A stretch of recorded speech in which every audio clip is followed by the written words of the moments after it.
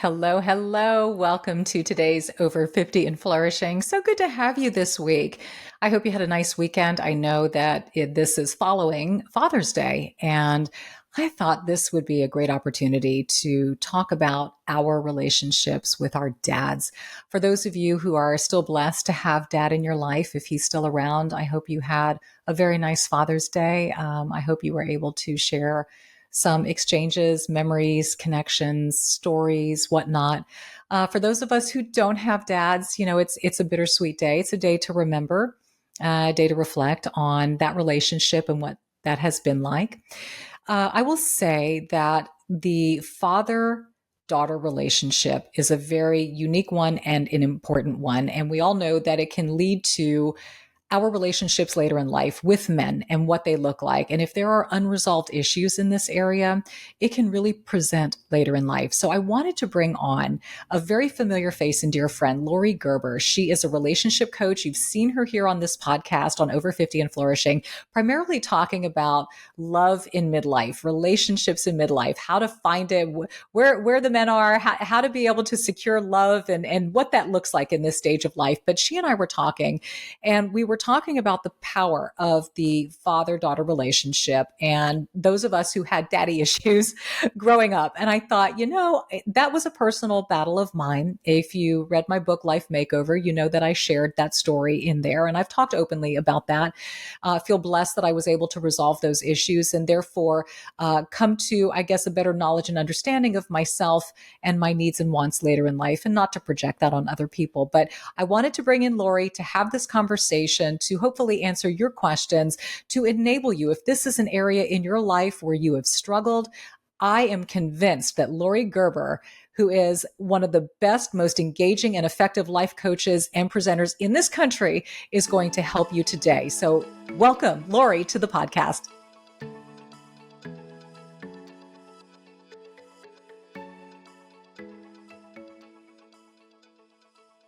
Today's episode is sponsored in part by Jenni Kayne, my personal favorite brand when it comes to casual elegance, vacationing, traveling, you name it. Comfortable clothes, easy breezy. You have style without pinching or binding. What a beautiful kind of California chic aesthetic. You can easily find your new uniform at jennikayne.com. Our listeners get 15% off your first order when you use code Dominique15 at checkout.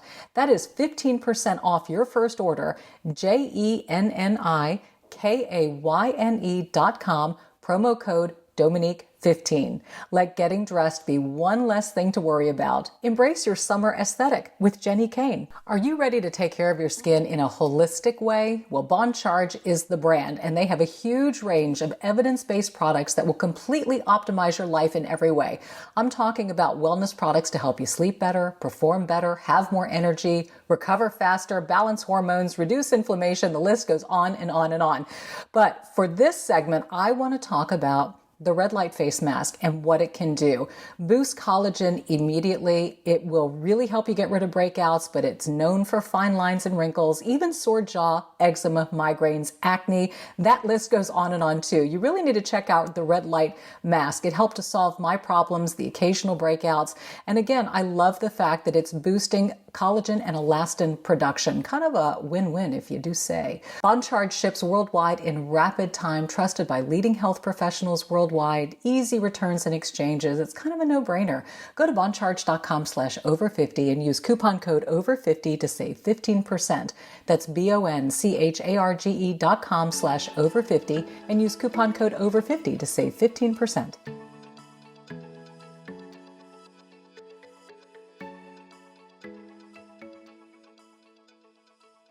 Laurie, awesome to have you back. I love you. This audience loves you. You have a wealth of information when it comes to relationships. We primarily have been talking about relationships in midlife. Male, female, getting back into the dating scene, how to handle loss, all of that. But this podcast is airing a day after Father's Day. And I just thought, wow, how appropriate would it be to have you on to essentially talk about daddy issues the day after we've either celebrated dad or we've remembered dad. In my case, these days can sort of trigger emotions. So let's launch in, because it amazes me how much our relationships with our fathers affect our relationships with men. So let's just kind of backpedal. Let's just go back in time to when we were kids, and let's just sort of define, what are daddy issues? Where do they stem from? Yeah. It's funny because I coach people who are dating now, and boy, every time we get started, we just have to go right back to the beginning. So I was like, good, let's start at the beginning. Right. So at the beginning, you have these parents. So the daddy issues that I see could be anything from death, right? Mm-hmm. Either at a young age or recently, leaving, abandonment. Yep. We've got didn't treat mom well. That's a really popular one. Then we've got didn't treat me well, right? And that could be anything from I wasn't seen, I wasn't heard, I wasn't told I was beautiful, I wasn't appreciated, to I was physically or sexually abused. Right. So there's a whole range, hopefully I've covered most, I would say I covered some really serious ones, but some lighter ones might be he didn't approve, right? I didn't get the approval I was looking for. I didn't get the protection I was looking for. I didn't get the sense of, being unconditionally loved I was looking for. I would say that sort of on the less extreme side, that kind of covers the daddy issues I'm speaking of. Yes. And I'll share later. I mean, I went through my own journey with that. I've been very open and public on my YouTube channel and on this platform about those struggles, and even in my book, and just what I had to do to resolve it, and that it was a journey. I mean, it's a marathon and not a sprint. That is for sure. Right. But there are so many situations. It's like that expression, death by 1,000 cuts. Sometimes they're like these little micro cuts, and it's not as big or as monumental as some of the things that you presented, right? But it's these little micro cuts that add up and can lead to a really big scar. And sometimes you're not aware of it until you're older, and then you find yourself making some really bad decision in men. Right. I want to actually add something, since you said you're not aware of it. Your father's secrets are also your daddy issues. So you really might literally not be aware of it, right? What you might have think he might have cheated, but you don't know for sure, or saw something, but you didn't see the whole thing, or you saw something, but you were told to forget and you mostly forgot, or, so I believe that our parents' stuff is handed down to us if they don't deal with it. So if they also had secrets, that's also in your pile of daddy issues. Boy, that's interesting. Even if you suspected, right? Even if you just thought something was up, you're internalizing and processing that. Right. And if you grow up in a French-speaking household, you speak French. So if you grow up in a cheating household, or you grow up in a hitting household, or you grow up in a mean words household, or you grow up in a we don't accept you for who you are household, that's the language. That's your first language. You can learn a new language, but that's still your first language. So don't be surprised if you dream in that language. Ooh, that's interesting. That's interesting. Back to that language. Right, right. And it's oftentimes, like we said, you don't recognize what's happened until you have matured and you are now embarking and engaging in relationships. And suddenly you're seeing these really weird kind of triggers or patterns or things. And it's like, where's that coming from? So, I mean, obviously we've got to be able to process and deal with it. And there are multiple ways of being able to do it. But I would guess step one would just be what? Identify? Yeah, I think the first thing that actually has to happen, it's kind of like with someone who's in an addiction, right? You kind of have to hit the rock bottom and go, something is wrong here. And not only is something wrong here, but my dream is worth fixing it. Right. So when you're at the bottom of losing weight, or you're at the bottom of making your bank account grow again, or you're at the bottom of starting a business, or where you're at the bottom of something, you not only have to go, I'm at the bottom, this doesn't feel good, but you also have to go, what's the top for me? What's the dream for me? And the dream has to be inspiring enough to do the work, because it's going to take work. And it's not, if it was easy, you would have already done it. That's what I was, if it was easy, you would have already done it. So you're signing up for the last 5 pounds. You're signing up for the bit that you haven't done yet. And no matter how horrible, but perfect analogy. And I'm always scared when people say, I forgave him, or they say, I prayed on it, or I figured it out through my spirituality. And whereas that is great and a piece of the puzzle for sure. Yes. It usually is not the whole shebang. Yep. Right. And so it can be a bypass in a way. You are so right about that. And what's really interesting to me, our age, because we're in midlife, we're around the same age. A lot of the women who listen to this podcast are all in midlife. we came from a generation of fathers, and I won't generalize, but I will say for the most part, the generation of dads, because our dads are 70s, 80s, past, 90s, or have passed away. That was the generation of, I provide for the family. My role is the provider. I am not the emotional support animal, basically. I am not the warm fuzzy. Go to mom for that. I bring home the bacon. I put the roof over the house. And I think there are just a lot of us in this age and demographic where we really have sort of, what would you call it? Almost abandonment issues or a lack of emotional presence, or how would you define it, Laurie?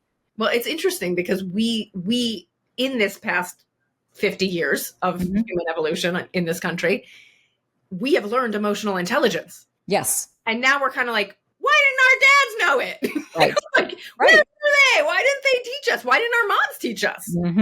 But the answer is because they were raised by cave people. Yeah, exactly. Where did they come from? Who had even different issues of survival and war, famine, whatever it was. Yes. So we have this sense of abandonment or conditional love or whatever you want to, however you feel it.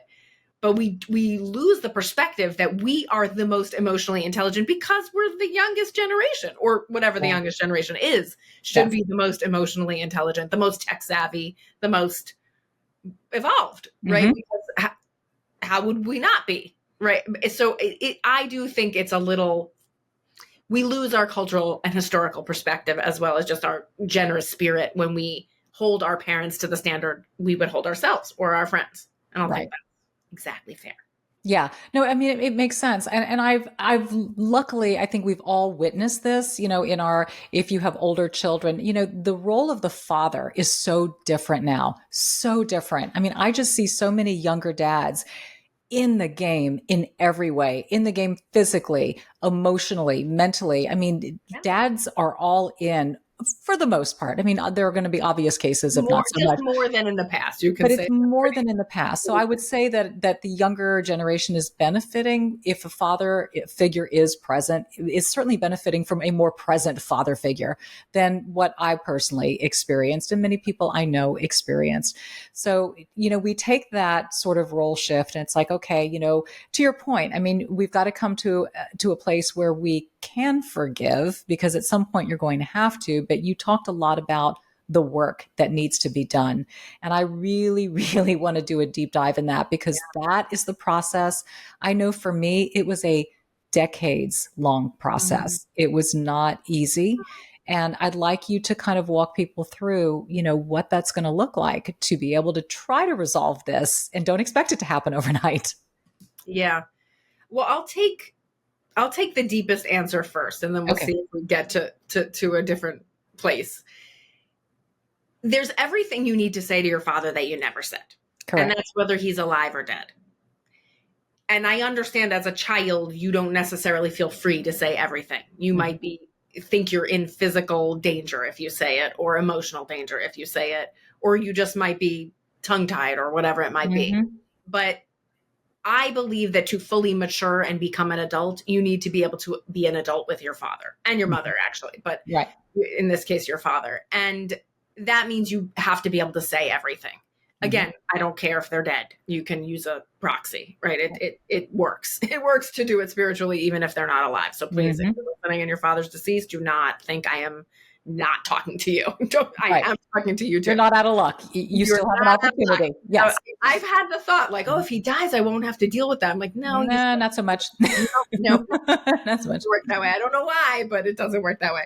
Yeah. So, so you have to be able to say everything. And usually that starts with just you being willing to say everything to someone, right? As a coach, that's what I am. I'm the first person someone tells what he did or what he didn't do or what happened, like what went down in my childhood. So that's the first thing, is you got to find someone, and your friends usually aren't enough, because first of all, everyone's self-centered, as they should be, as we are. And they're not professionals. They're not, you're not paying them. They're not, and it's a long story if you're in your midlife, right? Like it's not a short one. So I don't really believe in using, I think your friends are great for comparing notes and compassion and empathy and fun and distract. There's so many things friendships are great for. I think a professional is really important for getting all the facts out about what happened. Then I work with people a lot to then tell a fair story about it, because the way the brain works is we do not remember things unless they're riddled with lies, misconceptions, confusions, and a child's perspective, right? Because you literally have billions of memories of your childhood that you don't remember, right? Billions of imprints that you don't remember. You remember 30. Those 30, I think, have very powerful hidden meaning and lessons for you. And you must explore them from once you get the truth out and you get heard and someone compassionately holds your pain, you then now need to do some thinking about what some other perspectives might be, what was really going on, what was his history, where was he coming from. And if you're lucky, you get to interview him or other people and find out, what did you mean by that? Why did you do that? What was that choice? And so then you can it would be like if you were casting a movie and you wanted to have someone play a role, you're now exploring all aspects of who this man is so that you can have a grown-up perspective on what went down.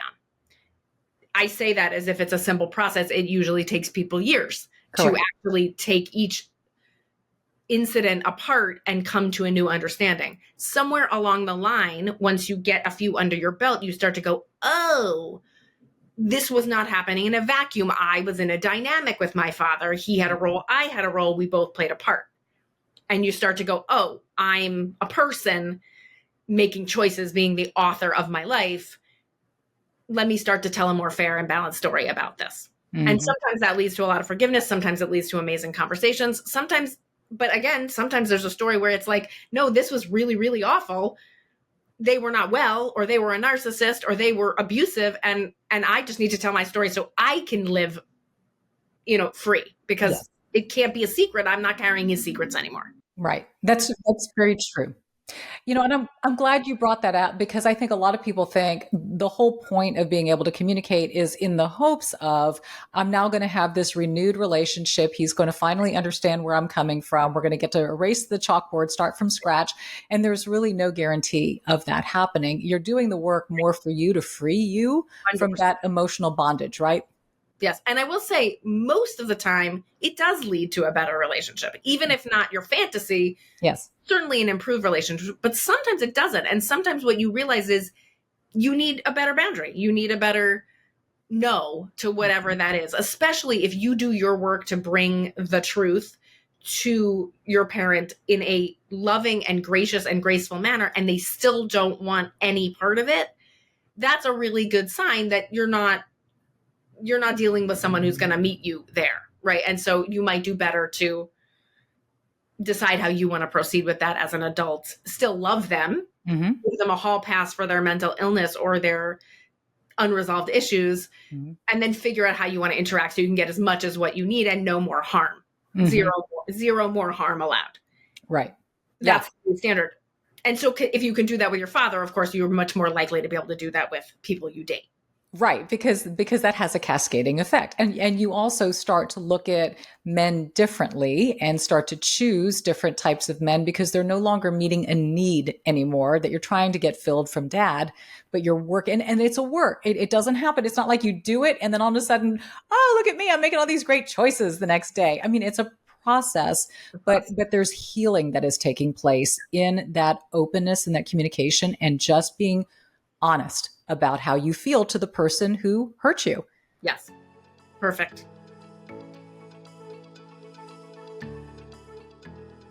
Today's episode is sponsored in part by Jenny Kane, my personal favorite brand when it comes to casual elegance, vacationing, traveling, you name it. Comfortable clothes, easy breezy. You have style without pinching or binding. What a beautiful kind of California chic aesthetic. Their sweaters are the quintessential staple. They've got the cocoon, cardigan, the Chloe crew neck, but I'm really into their dresses, especially the Cove dress.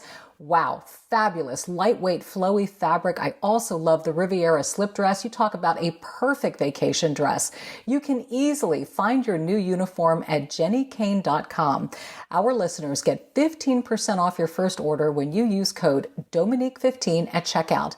That is 15% off your first order, JENNIKAYNE.com. Promo code Dominique15. Let getting dressed be one less thing to worry about. Embrace your summer aesthetic with Jenny Kane. You know, it's interesting, Laurie. So my story, in my dad, was of German descent, was, a young man in the war over in Germany, and, Wow. saw horrific things, came from a very, tough background, had to support his family after the war. I mean, hard times, and I understand and I appreciate that. Loved America, believed in the American dream, came here with my mother, they had me. But again, my dad was the provider. It was his role to go out and to provide for the family. So he was emotionally deficient. What was interesting was that he was very loving and affectionate with my mother. So I saw an emotional IQ there. I saw the capacity for it, but it was directed toward her and not me. So, you see that and experience that growing up. And I started to, in my 20s, I wasn't making good choices in boys. I always felt like I had to prove myself, that I had to earn love, that I had to prove my worth, that I had, like I was a performance artist, right? Jumping through hoops instead of just being accepted for who I am. Right. So I saw a therapist. How awesome you are. You must have really been picking very specifically jerky humans, because most people would already give you an unconditional thumbs up. So, well, but see, that's how I saw it. And you're right. I mean, I should have come from that perspective, but because I never felt like I was worthy of my dad's love, I was now bringing that to the equation, and I'm just not worthy of his love. So I have to fight for it and work for it and prove and show what I can do and show, anyway. Right. This is how someone gets a type. Right? Like, this is how you get a type, everyone who thinks they can't change their type. Bingo. Okay. That's exactly right. Okay. So to your point, exactly what I did was I didn't seek friends. I sought a therapist because I knew I had to get to the root of the problem. And the therapist told me to do exactly what you said. He said, I want you to write a letter to your dad. Yeah. He said, you have the choice to either mail it or not mail it. That is up to you, but I want you to get down on paper what it is that you are feeling. And I'll never forget, I sat, and I'm a writer. So, I mean, when I get going, I get going. And I thought about it. I poured my heart out. I let it flow. I was honest about how I felt. All of the holes that were missing in my childhood, and where I just felt he wasn't present, and how it hurt me. I always came from the I perspective. I feel that, I was kind of instructed on how to handle that. And I sat there and I looked at it and I read it about 5 times. And then I just folded it up, stuck in the envelope, and sent it. And then it was that, oh my gosh, oh my gosh, what have I done? What have I done? I panicked for days. And putting it in the snail mail? I mean, you must have been dying. For 5 days, I was dying the slowest death you could ever imagine, dying. And I will never forget, because we talked every Sunday, and I will never forget, I called him. And I hope you mailed it on a Monday. Jeez. Okay. He had gotten it, and I could hear the tone in his voice, and it was cool and it was distant. And I got a 30-minute lecture of how I didn't understand him. And I didn't understand his background and where he came from, and, to all the things that you just spoke. And I got off that call and more tears flowed, and I was devastated. What I had hoped for hadn't happened. And now it's like, this big wedge is drawn in between us, and what have I done type thing.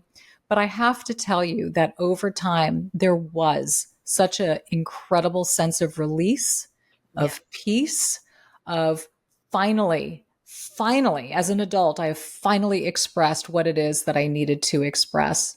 And to your point, it didn't happen overnight. It took a long time, but it did get better. It got better and better. And my dad remarried a lovely woman who was very affectionate and very emotional. And I think she brought out something in him too. Yeah. And through his later years and my later years, we connected in ways that we never, ever, ever had in the past, and never would I have ever anticipated. Yeah. And honestly, Laurie, I don't believe it would have happened had I not gone there in my 20s and just gotten it out. And I know he received it in some way. I know he did. Of course. Of course. So I want to encourage women, the importance of, whether you send the letter or not, whether you make that call or not, the importance of getting it out of you and how healing that is. Yeah. So I want to say a few things about your experience, if that's okay. Yes. I really think we get stuck at certain ages, the concept of arrested development, right? So if a 13-year-old trying to get the attention of the father and doesn't, then they're still doing 13-year-old behavior with men. Mm-hmm. I think what your version of the healing that you did was it matured the relationship, right? It brought it current, it brought it up to date. It was like, here's what I haven't said. Like, here's your bill. Right? Exactly. And then he was like, here's yours, right? Like basically, and by the way, it's always like that with any human in your life. If you tell them their bill, I promise they have a bill for you. Yeah. It's just because it's always, we're connected, right? We don't, it's not accidents who we're with. So you brought your relationship into the current moment there, right? Mm-hmm. And then you could build from where you were. Correct. That's really key. And that can be, and I'm glad you had coaching and sort of advice on how to do that. So it wasn't, because I'm going to tell you, a lot of people do it on their own and it's a disaster. It is a disaster. It creates a bigger fight and a bigger wedge. So please don't rule that out as a possibility if you don't do it properly. Mm-hmm. I did 17 versions of my father letter. You did 17? 17 versions before I sat with him in his presence and read it to him. Wow. Because that's the number of versions it took me to grow up to be the age I was when I read it, which was in my 30s. Yep. Right. So it started at 12, right? It started when anger started in the voice of a 12-year-old, and I had to keep rewriting it to bring it current. Mm-hmm. And I had to keep rewriting it every time I went back to say, hey, Dad, do you remember that? Do you remember why you said that? I have the craziest story, if I may. Yes, please, since we're sharing. We could, yes, you told one, I'll tell one. Okay. So in the coaching method that I teach, it's called the Handel method. There are many, many exercises. One of the exercises is called Haunt Unraveling, with the perspective that each of us has about 30 haunting memories that shaped us. They don't even necessarily have to be bad, but they certainly they stood out. We remember them. They're part of the folklore. They have to do with love, sex, money, family, health, body, your relationship to yourself, your career, all the areas of life. Mm-hmm. And we lay it all out. And one of the processes in becoming a coach, which I had to go through, was I was going to take apart every single one of these and go find out what really happened, right? Like I understand what you remember from when you were 11, but what really happened. And one of the memories I had that like so scarred me, I had many, but I'll just tell you one for today. My dad said, it's really important for you to find your passion in life. This was my father's crime, right? Very light crime. But when he said, I would have given anything to have heard that. So important for you. He might have even said the most important thing is probably to find your passion. Mm-hmm. And I don't know. I stored that somewhere. And for the rest of my life, I felt like a failure compared to what he said. I was like, my dad set this standard. It was so idealistic. I'm never going to measure up. He's never going to see me as a success. You understand what we do with our father's one sentences. 100%. I was getting a little heavy in the chin, right? So like, they each got one sentence for me to remember for the rest of my life. You're ruined.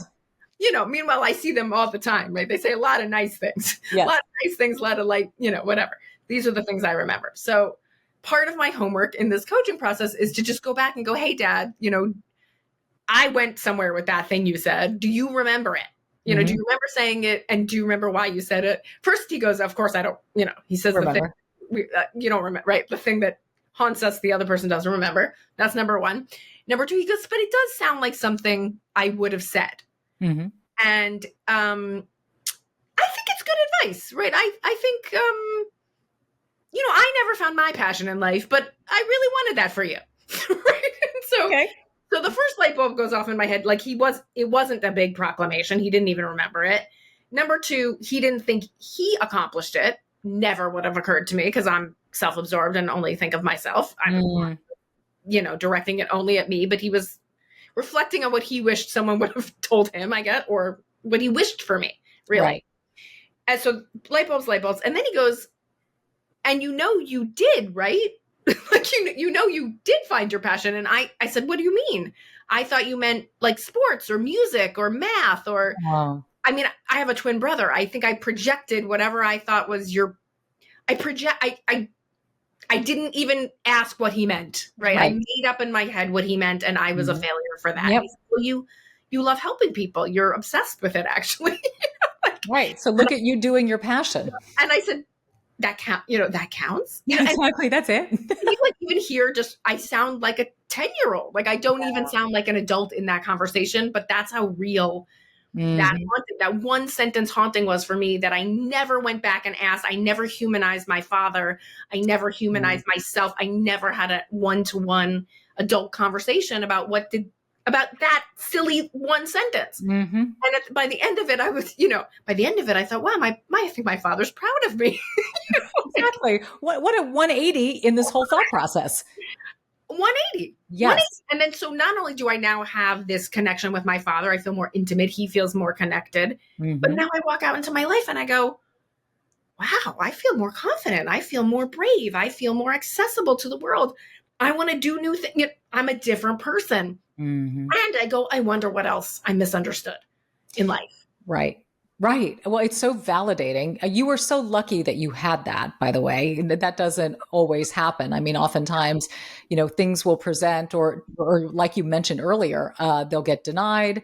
I don't remember. I didn't do that. You're making it up. You're sensitive. The blame gets cast right back on you. So what a gift your father gave you by actually having that conversation with you, and for him sharing his heart of what he meant, and for you to actually understand.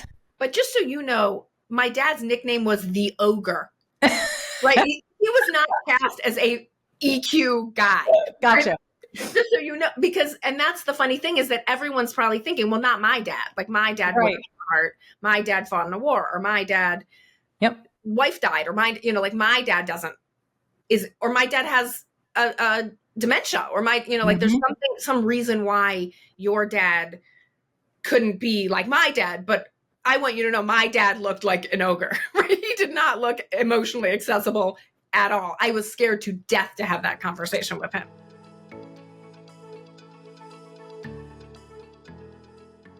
Are you ready to take care of your skin in a holistic way? Well, Bon Charge is the brand, and they have a huge range of evidence-based products that will completely optimize your life in every way.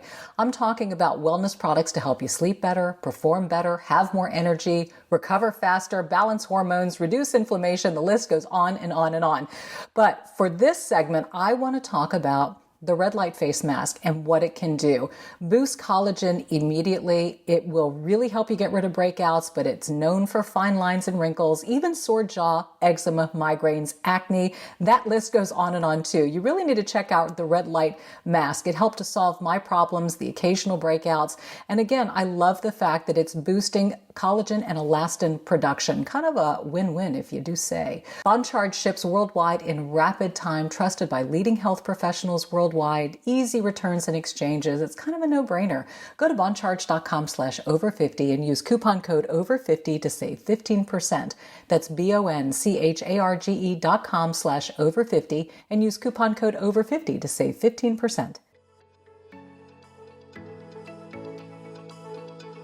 So, I mean, were you just sort of, did you start a list? Were you adding to it? I mean, I just want to know, because I bet there's a woman out there listening right now thinking, okay, I need 17 versions of something and I don't know where to start this. So where do you start? I know this one.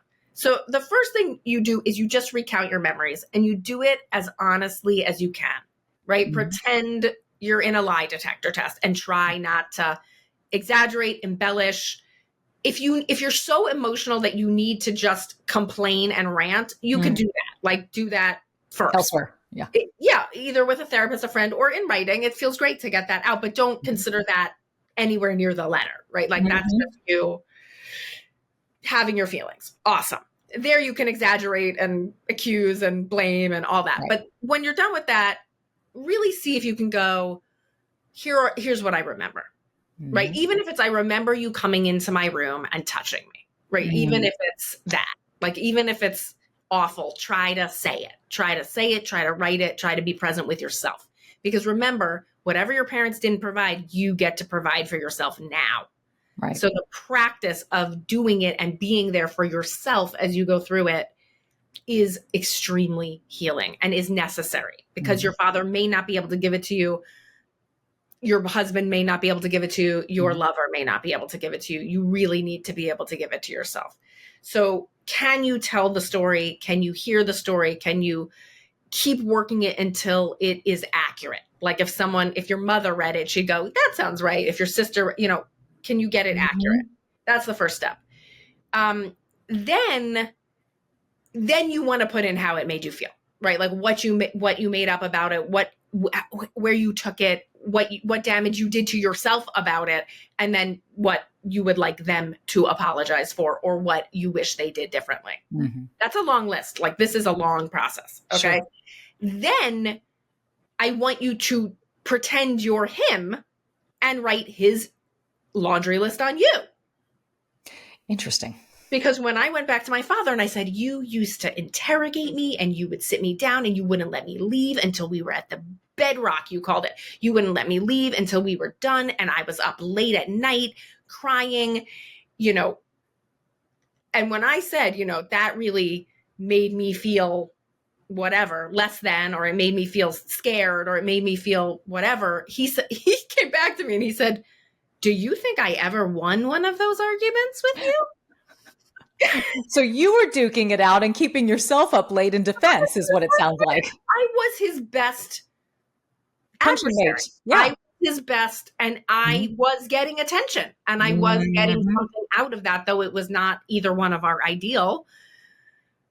If you ask my brother and my mother, they were like, you guys went at it. Like, how do you think we felt? We couldn't even have dinner. Right? Like, we couldn't even. Wow. We were excluded. Right? You locked in and you stayed locked in for hours. So that was like, so if I would have ever for a moment thought, what was it like to be my father in relationship to me? Because I am a person, I have a personality. I didn't just roll over, and nobody does. Right. Everyone does something. Right. So what was it like? And for some people whose parents were abusive, I'm not saying you deserve that, or you welcome that, or you did something to deserve being abused. And you do still need to imagine what it's like to be your father in order for you to understand what was you, right? Like, what was you and what was their neurosis, psychosis, mental illness, unresolved trauma from their past. So there needs to then be a guess at what their list would be on you. What would they want you to take responsibility for? And then that gets woven in. But all along the way, hopefully, you get to ask questions of your father. Hey, I was remembering something. I have a question. What do you think that was about? Or, hey, how were you raised? Or, hey, what was your childhood like? What do you think the 3 most important memories were that shaped you?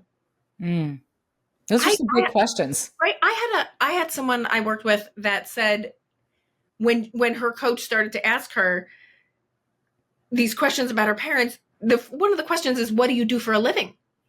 And I remember this was true for me too. I didn't know what my father did for a living. She didn't know what her father did for a living. She thought he was in the mafia. Right?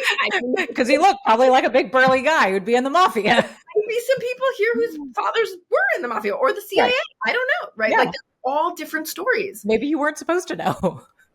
We don't know, but we make the whole story up, and we don't even go back and ask a sister, a brother, a mother, a father, a friend, an aunt, an uncle. Give me some more information.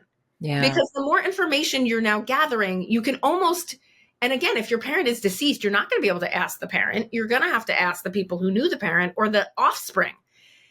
What do you know? What do you remember? What do the letters say? To understand who this human really is. Because as complex as you are, so is he. Right. And to my dad's point, he said, you don't understand me. And in the moment, I didn't want to hear that. I wanted to be validated. But you know what? He had a really good point. I didn't understand him. And why is it that we as children, we don't ask our parents where they not just come from, but where they emotionally come from? Why are we so afraid of those conversations? I mean, I think all humans are afraid of vulnerability and feelings, right? I mean, it's so dumb. Like, we're afraid of feelings. That's what we're afraid of. Yeah. Scared, mad, which is really sad and scared. Right? Yes, it is. But yet that's how we all connect, is on an emotional feeling level. Exactly. That which we crave, deeply need, we are very scared of. So, and then of course, as we are children, we look to our parents as godlike figures. So we don't think they're human.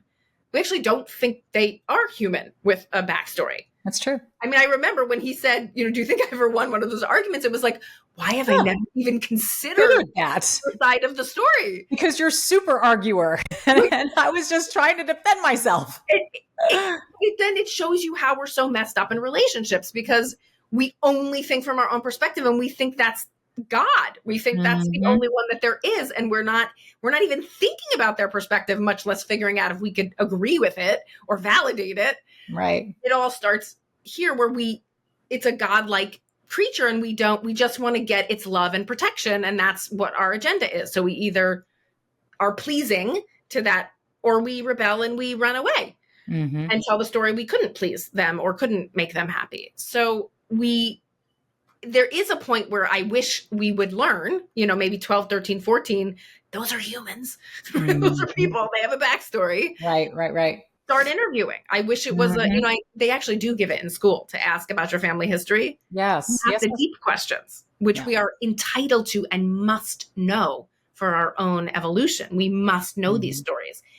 So you do have to figure out a way to find out, even if it's not directly to the parent. And most people want to tell it. I mean, everyone on their deathbed is like, give me the mic. Yeah, exactly. I was born in 1904 and I survived 4 wars. I mean, sure, everybody's got a story and they want to share it. You're so right.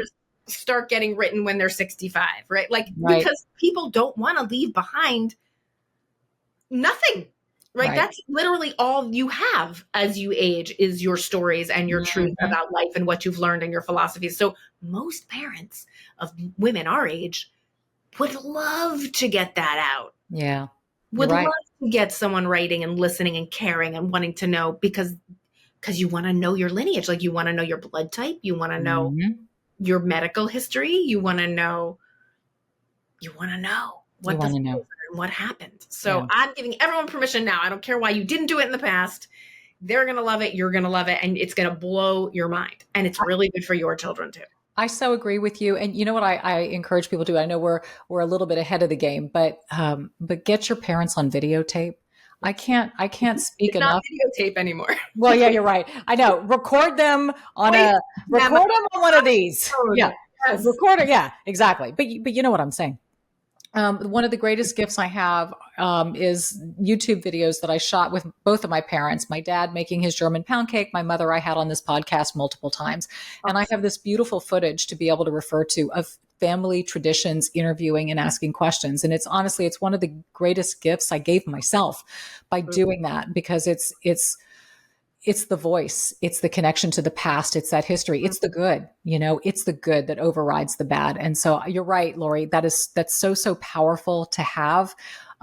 But just to ask those questions. And I think it is probably mind blowing in the whole scheme of things, as we're kind of discussing daddy issues, to even sit there and say and validate dad, because it's always coming from our perspective, right? How they wronged us. And yes, I mean, I know some dads have done some horrible things, and to your point, there are some things that are absolutely not forgivable, but we have to own our part, and we have to at least question and listen, whether we like it or not, whether it, shapes or changes anything.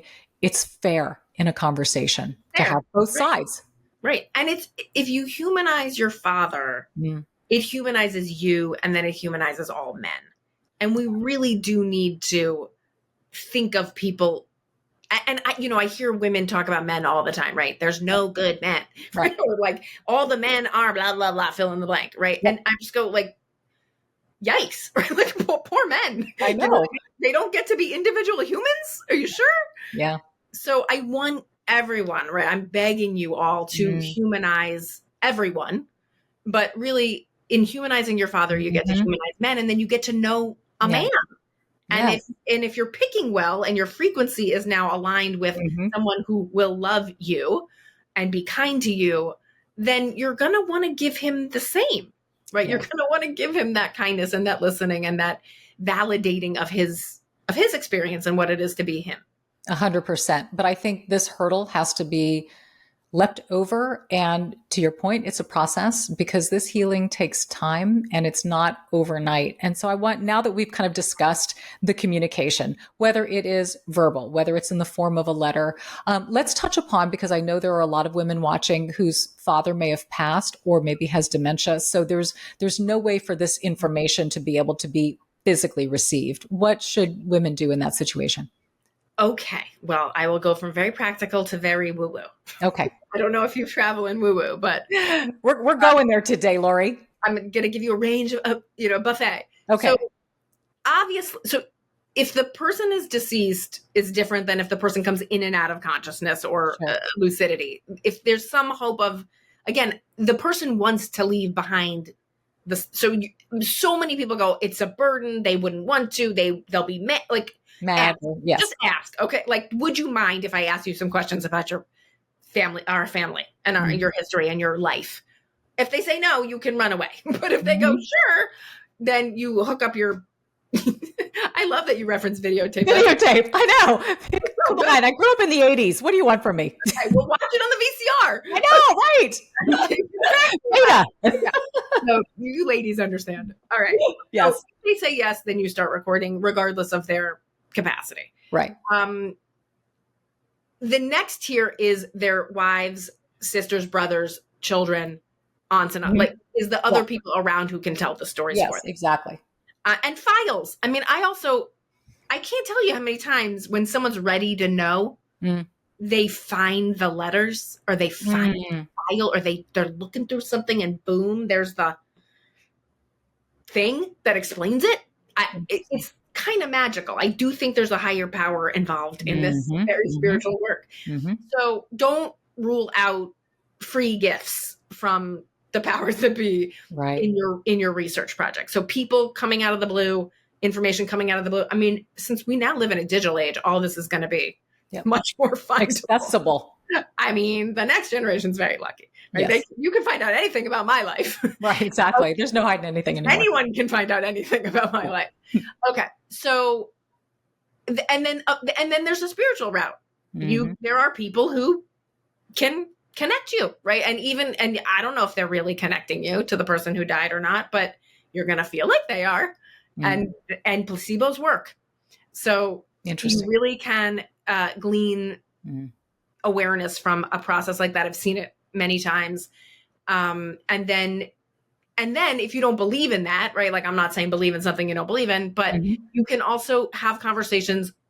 I've seen a lot of benefit from you playing both sides, right? Oh, doing a role play. You give the answer, like you write a letter to your dad, you write a letter back from your dad. I believe they're still communicating. I don't really think anyone's gone.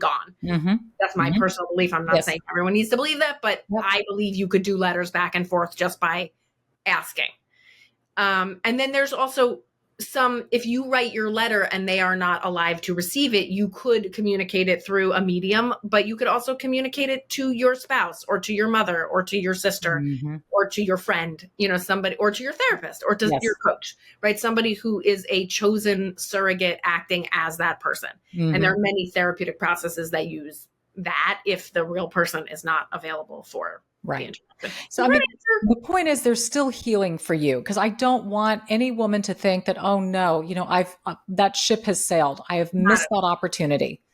I see it all the time. And I mean, you could argue one way is easier than the other, what deceased or not, but they're both hard. They're equally hard and they're equally rewarding. It's never too late until you give up on anything. That goes for dating. That goes for resolving things with your father. I don't care if you're 95 and going through this work. You can resolve things with your father. Yes, it's spiritual to begin with. So 100%. It does not require a human, but if you have a human, that's pretty cool too. Right. What do we stand to gain in doing all of this? Self-love. Yes. Self-respect. Confidence. Connection. Authenticity in life, seeing other people more clearly, being able to be loved. What do you think? Yes, I would say, and I'll add to that, freedom, emotional freedom. Yeah. a sense of chains being dropped, a sense of clarity, a sense of understanding true love and what that means and what that takes, and not coming from a place of need. Mm. Um, yeah, it completely changed my life. And like I said, it wasn't overnight for me, but it opened my eyes to a lot of past choices, a lot of understanding of those choices, and a lot of awareness now of the decisions that I'm making and where they come from. It makes And everything make sense. everything That's a makes really sense. good feeling when things make sense. Do you know what it is, Laurie? It is peace. Yeah. It is peace. And having the right relationship is peace. It should be. Yeah. Yeah. Beautiful. Beautiful. So yeah, I'd say the journey is worth it. I don't know. I've yet to meet one woman who doesn't have a daddy issue of Right. some sort. I mean, we're all going to have a parental issue. You and I can do a whole show on moms another day. You know? We're too late for Mother's Day, but Yeah. We're too late for Mother's Day. put me on the calendar. That's right. We'll put you on for next year for Mother's Day. I've already have the whole. I'm sure you got the whole podcast well thought out. Right. But yeah, I mean, this is such a sensitive and important subject. It is just amazing to me how deeply wounded a lot of us have been or still are because of these unresolved feelings and unresolved issues. And I'm grateful for this conversation because it highlights the fact that we have empowerment. We have the ability, we have the tools. We may not know those tools. We may need podcasts like this or a therapist or somebody to present to us an idea of what those tools are in our toolkit, but they are available and accessible to us anytime we choose to use them. Very hopeful. Yeah. I have one more thing I want to share. Does please do. For you? Yes, please. Okay. Because I was really thinking about what a father's love represents, what it is that we want from our fathers or our father figures. Because again, it doesn't need to be a father. It could be a father figure, a stepfather, uncle, a friend. We do need that archetype in our lives. And I was thinking about what those things are that we so desperately need, because I wanted to refer back to my point that if we can give it to ourselves, then we don't need to then make a man give it to us. Right.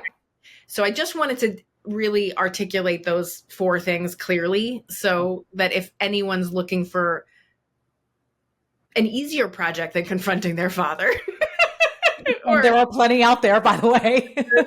Letter writing. But none is rewarding. None with the payoff down the road. I'm not saying don't do that. I'm just giving you another project, which is, so this is my list. I would be curious in the comments, folks, if you would write what your list is, because I don't think my list is the list. I think it's just what I think of when I think of a father. Okay. So I'd be very curious to hear everyone's list. But I think of protection. Yep. I think of being seen and known. Yes. Which then leads kind of to the unconditional love / I'm proud of you, right? Like I just want that approval from that male figure. And then to be told I'm beautiful, right? There's just something about a father acknowledging his daughter's beauty with no ickiness. Yeah. Right? Just, you're beautiful. You're beautiful. That is what I really think. And that's why we then want that from men, of course, and more so if we did not get that from our father and we just know we're beautiful. But now what does it take to give ourselves that, right? What does it take to give ourselves protection, affirmation, love, unconditional love, self-knowing, and then to know ourselves as beautiful? I think that is the other very serious project and because I'm trying to get women ready to date in midlife. Right. So these are women who've probably already had a relationship or maybe never had a relationship, raised kids, had good careers, and they are finally going, oh, wait, I get to do Project Me now? Right. And they want to skip right to the dating and let a man come in and fix everything or fill the void. And it's actually much more appropriate to do the Project Me, become my own mother, father, figure out my own self-love, figure out how I think I'm beautiful, figure out how to protect myself from the gross stuff that's going on out there on online dating. Yep. And then put yourself out there to date when you are resonating self-love. And so then you are attracting a different type, you have a different type and you're attracting a different type. So this is what's been coming up in my world with my daters, my over 50 daters. So I wanted to put that out.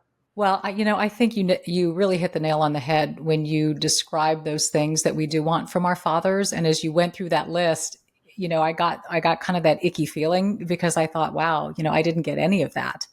And then, it made me realize, well, maybe that's why I started all of this. Maybe that's why I started the YouTube platform. Maybe that's why I started focusing on beauty and self-care and taking care of yourself and valuing yourself and have all of these conversations on this podcast, because deep inside of me, on a cellular level, there was this awareness of how important those things are, because they didn't come from a parental figure, and I'm not going to seek them in somebody. I have to water that seed myself.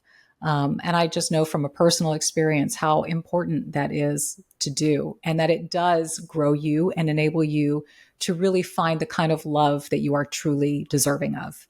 And that's where we're all trying to get, right? Right. Beautiful. Yeah. We see eye to eye on a lot. We sure do, Laurie. That's why I just love you on this podcast. And I want you to come back time and time again, because first of all, I personally enjoy conversing with you. I feel so blessed. I love smart women. I love women who are so invested in what they do and just want to contribute and want to be smart, but empower women to be smart in their own lives. To me, that is just like the cup runneth over. Yes. So having you on this show just literally warms my heart, and I love you dearly, and I can't wait till our next chat and brainstorm what that's going to be. But more than anything, do you know what? I really, really think that you have touched a lot of women today. And I think by both of us sharing our stories, because that's where that true connection lies. We can sit there and spout off, lists of, the top 5 ways to get over, your lack of daddy love or whatever.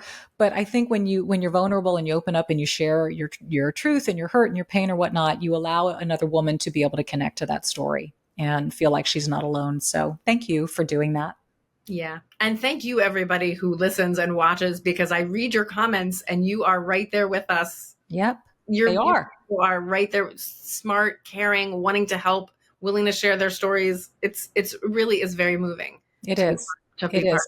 And the platform is open, by the way. Laurie, if anybody has a question for you, they can lay it out below, or just want to respond to this podcast, or maybe have ideas for future podcasts with you and me together, and what they would love to hear from you, because your specialty is relationships. I mean, we've talked about dating in midlife a lot, but this has been our first kind of foray into parent-child relationships. So, maybe it's siblings, but who knows what it could be. It could be whatever. You could throw out some ideas and we can cover it. Great. Yeah. Wonderful. Well, I look forward to having you again. And thank you for all this time today, Laurie. My pleasure. I love having Laurie on.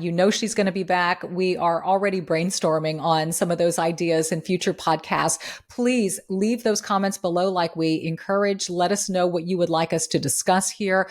Also, all links to where you can find Laurie, lauriegerber.com, as well as any social platform and whatnot. We're going to provide that down below in the description, so you'll be able to reach her if you would like to reach out to her directly. An amazing woman. I really hope and pray that this has been a helpful podcast for you. I hope that you are, if you need to move forward in this area of your life, that you've been given the skills and the tools, and at least just the permission and the ideas of how to be able to go forth and do what it is you need to do for you. Thank you so much for being part of this journey. I always say on my YouTube platform, be bold and be blessed. But you know what? I want to say it here too, because I really believe that in life, we've got to make those bold moves to receive God's blessings. Thank you so much for being here, and I will see you next week. Bye-bye.